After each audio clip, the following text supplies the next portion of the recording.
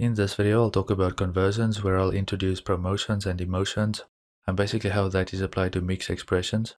I've introduced operators before and I have an example syntax here. For a binary operator, you have the operator right in the middle and then you have the operands to the left and to the right.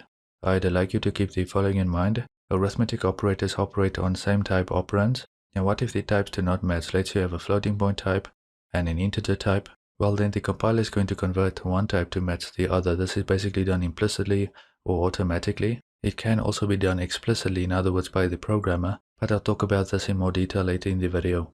Also, in an assignment statement, the right-hand operand will be converted to match the type of the left-hand operand, because of course we are trying to assign, or in other words store, whatever the right-hand operand is into the operand, or in other words into the variable that is on the left-hand side. Next, I want to introduce promotion and demotion. Now, of course, if we have the same type of operand to both sides of an operator, for example, let's say we have two integers to the left and to the right of the addition operator, then we don't have any issues because both of those operands are the same type. Now, what if operands to an operator of different types? Well, in that case, the compiler will attempt to convert one operand to match the type of the other operand, and it will get a compiler error if the conversion fails. So let's say you try and assign a string literal to an integer, again you will get an error. A promotion is a conversion to a larger type, so for example you can promote an integer to a double or to a long. I have an example with the addition arithmetic operator within a console output statement. I do cout the stream insertion operator, and then I have the addition operator with the operand 5 to the left, now that is an integer, and to the right of the addition operator we have 3.45, and that is going to be a double. This will print out 8.45 because the literal 5 is going to get promoted to 5.0, or in other words to a double. A demotion on the other hand is going to be a conversion to a smaller type. The important thing here is that you can have a possible loss of data with a demotion. As an example, I have this assignment statement where I try and assign 5.44, in other words a double, to a float. With this we'll get a truncation from double to float warning. Truncation basically means limiting or reducing the number of digits to the right of the decimal point. And what's going to happen in such a case is that you are going to lose precision. Right, when you have a truncation you are losing data, and that means you are losing precision. Now, why is precision important? Well, precision is important for mathematical applications, scientific calculations. Think of the value pi, for example, it has many digits to the right of the decimal point. And so if you truncate, or in other words limit the amount of those digits following the decimal point, then you're going to lose some of that accuracy. Now, with the conversion between dissimilar operand types, promotion or demotion is computed implicitly as deduced by the compiler. So in other words, it happens automatically, or it can happen explicitly by the programmer.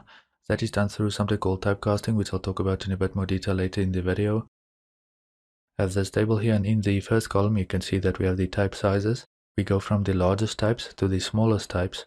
In the second column we have the floating point types, where we are concerned with the precision.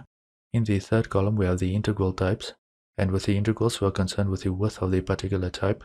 While this is not terminology that I will use often, I wanted to introduce you to this idea of precision and how wide an integral is. When I talk about how wide an integral is, or in other words the width of a type, I'm referring to the set of values that that particular type can represent. And of course a larger type, so in other words a type that has more bits available to it in memory, will be able to represent a larger set of values. Similarly, a larger floating point type, or in other words a floating point type with more bytes available to it, will be more precise. So an integral type can be converted to a wider integral type. That is one that can represent a larger set of values because, of course, a 4-byte integral type will fit the values that are stored in a 2-byte integral type. So you can do an integral promotion, but if you do a demotion, then again you can lose some data, because a larger or wider, let's say an 8-byte integral type, would not necessarily fit into a 4-byte type. You can safely promote a floating point type to a more precise floating point type. For example, you can promote a float to a double, or a double to a long double, and the value should remain unchanged. But if you try and demote that, so let's say you go from a double to a float, or a long double to a float, then again you can lose data or precision. This table is not meant to be a complete list of all of the types. You have wider character types, for example, but we'll focus primarily on the char type. There are some other types as well, such as underscore, int, 64 for example. So again, not all of the types are in this table. Now those promotion and demotion arrows kind of look a bit more like this. This is because a conversion from a floating point type to an integral type is always narrowing, or in other words it is always a demotion because the fractional portion is discarded. This table is basically an abbreviation or a summary of everything that we are going to discuss in the next few subsections. If you understand the following subsections, then you should be able to deduce what you need from the single table. But let's continue with a few more examples. So we have widening conversions, or in other words promotions. The conversions in this table are considered safe with no loss of data. In other words, you're not going to get compiler warnings. You can convert from a signed to an unsigned integral type, with the exception of the long to double or long double. You can also convert from a float to a double or a long double. Alright, that is easy to see in the previous table that we had. You can also convert from either an int or a long to a long, and from a short to an integer, a long or a long. And you can convert from a char or a bool to any other fundamental type. Getting back to narrowing conversions, also referred to as coercion, a conversion from a floating point type to an integral type is always narrowing because the fractional portion is discarded, as I mentioned.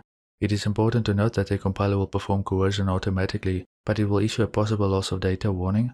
Now this is important because a loss of data could result in inaccurate calculations, so your program will not give you the results that you expect. This again is particularly important for scientific applications. Now when you are certain that no data loss will occur as a result of narrowing conversion, then you can explicitly convert, or in other words cast, as it is also referred to avoid compiler warnings. Now we will talk about casting in a bit more detail later in the video. I have an example with this conversion between an integral and a floating point type. When a floating point type is converted to an integral type, the fractional part gets truncated. It will not keep any of the digits following the decimal point.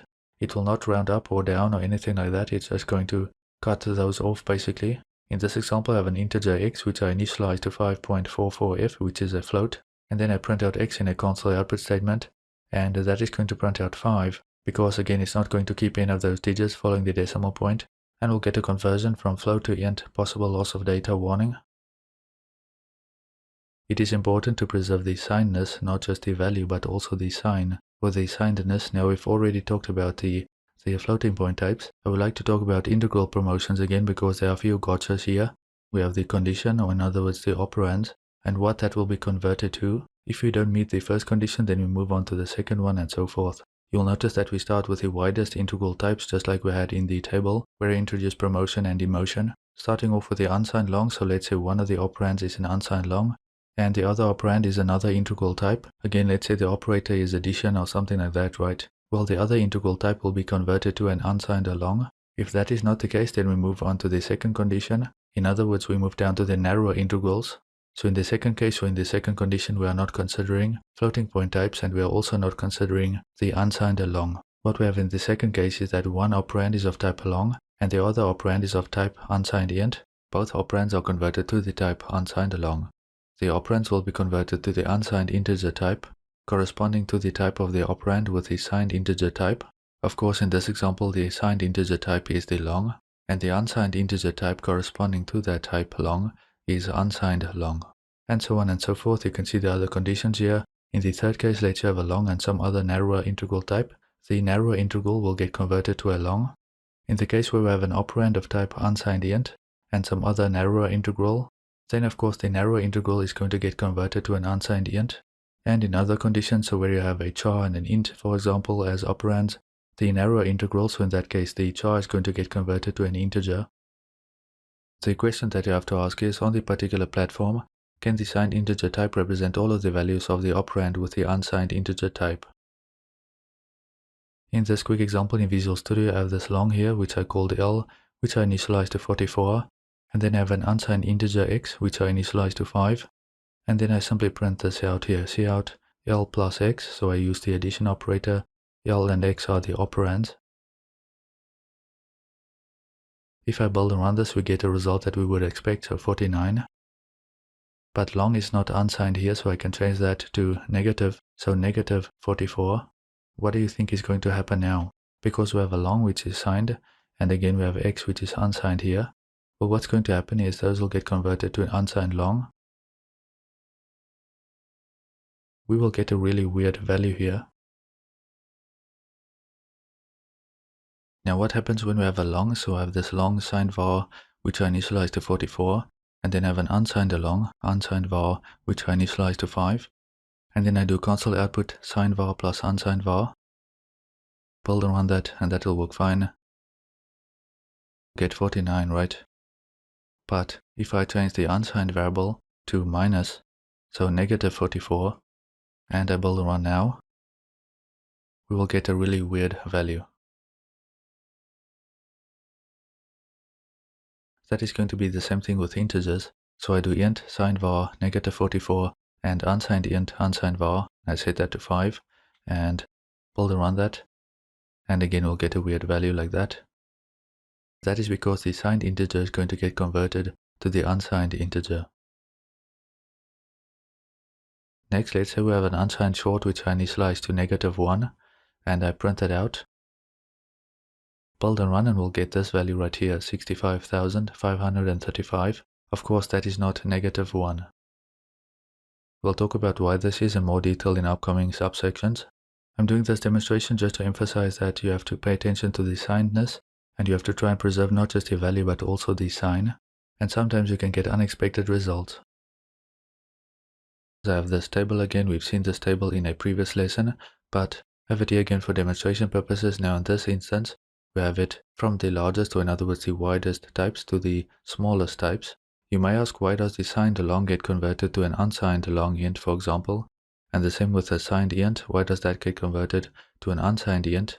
Well, you have to look at the value range, not just the bytes, or in other words how wide the particular type is, but you have to look at the value range. Now with the Microsoft compiler and on my platform, I get the same value range with the unsigned long int and with the unsigned int, and you get the same value range with the signed long int and the signed int. So let's use the signed int and the unsigned int as an example. If we look at the value range, 2 billion can fit into a unsigned integer because it can store 0 to 4,294,000,000 and so on. The point is that 2 billion value of the signed int can easily fit into the unsigned integer's value range. Same with the negative section of the signed int. If you take the sign away, that value 2,147,000,000 and so on can fit within the value range of 4 billion. Again, if you ignore the sign, right? Of course, if you try and do it the other way around, so if you try and fit the unsigned integer's value range into the signed int, of course we will run into problems. The same if we try and fit that into a short and so on. But for example, we cannot store 4 billion into a signed int because it can only store -2 billion to that 2 billion value, right? On the other hand, the value range for the unsigned short int or the signed short int can easily fit within a signed int. So again, we simply have to keep in mind the value range and whether or not the value ranges can actually fit to whatever we are converting to. So the unsigned integer's value range cannot fit within a signed integer's value range. But the signed integer's value range, again if you ignore the sign, can fit within an unsigned integer's value range. But of course there is a problem, as we've seen in the examples, and the problem is that the bit pattern for signed and unsigned integrals are interpreted differently, and so we will get values that we do not expect. And for this reason, when it comes to conversions between signed and unsigned integral types, you want to avoid signed to unsigned conversions. You'll obtain incorrect or unexpected results. The reason again is that the bit pattern for signed and unsigned integrals are interpreted differently. The computer again only understands ones and zeros, right? Now in the future I may add an additional lesson, a bonus lesson where I'll show you how the bit patterns work, things like 2's complement and so forth, but we are not concerned with that for right now. The problem with this is that we do not get compiler warnings, that is with the implicit conversion, so that is why I mentioned it's probably best to avoid signed to unsigned conversions. We discussed implicit conversions, but we can also do explicit conversions, also referred to as casting. This is useful if you perform a narrowing conversion and you know that the conversion will not produce inaccurate or in other words incorrect results, because this is a way around the compiler warnings. Okay, so you won't get a compiler warning when you do typecasting. We only get errors if the types are completely unrelated. For example, if you try and convert a string literal, which is essentially a character string or container of characters, to an integer, because the types are completely unrelated. Here are two methods of performing typecasting. We have the old C-style cast operator, which is similar to the function call operator, and that can be confusing. This old C-style cast operator is difficult to search for, and it is error prone. You can see I have a quick example of the old C-style cast operator here. I declare an integer variable x, which I initialize to 32,750, and of course that value can fit into a signed short, and within the console output I'm converting the variable x to a short. There are two methods here. You can either place the type between parentheses, so in this case you can see I have short between parentheses, and that is followed by the variable, in this case x. You can also use a functional syntax. It is called functional syntax because it kind of looks like a function call or invocation. With a functional syntax you can have a variable or an expression between parentheses, and you can do a suffix, or in other words a prefix here, with the particular type that you want to convert that variable or the result of the expression to, so in this case short. I'm just demonstrating these with console output statements, but of course they are very handy for assignment, so you can maybe assign the result of the casting operation to a variable y of type short. I would also like to introduce a more type-safe static cast which is used in modern C++. The syntax is a bit weird. We do static underscore cast, then we pass what we want to convert to, in other words cast to, between angle brackets. So we want to cast to a short in this example. Then we pass what we actually want to convert between parentheses. In this example we want to convert x to short. So other benefits of the static cast is that it is easy to read. So if some other programmer comes along and reads your code file, you can easily see, okay, you performed a cast right here. It is also very easy to search for, so you can do Ctrl F to find that is in your code file, and then you can search for static cast, or you can even just search for cast and you should be able to find that as well. Whereas again, it's not that easy to find the older C-style casts. Now I do recommend the static cast over the old C-style cast operator, but again, because the syntax is a bit weird, I will use the old C-style cast operator throughout the rest of the module and also throughout a lot of the module C++ 102. That is until we are more familiar with this sort of syntax. And with that, we are going to wrap up this video on conversions. We've seen that there are many considerations with type conversions. We have to consider whether we are doing widening or shortening. We have to consider floating point types and integral types. Of course, it's important not just to preserve the value, but also the signedness. If the type is signed, then it means the type can represent positive and negative numbers. If the type is unsigned, then it means that the type can only represent non-negative numbers. That is going to wrap up this video, but in the next video I'll show you a few examples in Visual Studio. I'll demonstrate a few things that I did not talk about in this video.